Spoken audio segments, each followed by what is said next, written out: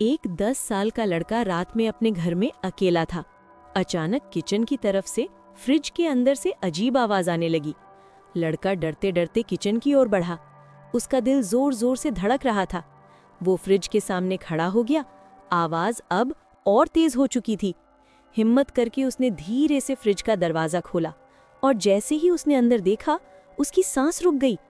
Fridge के अंदर एक ट्रे में एक डरावनी चुड़ैल बैठी हुई थी, जिसकी आंखें चमक रही थी। लड़का जोर से चिल्लाया, लेकिन घर में कोई नहीं था। चुड़ैल धीरे धीरे फ्रिज से बाहर आने लगी और अचानक सब कुछ शांत हो गया।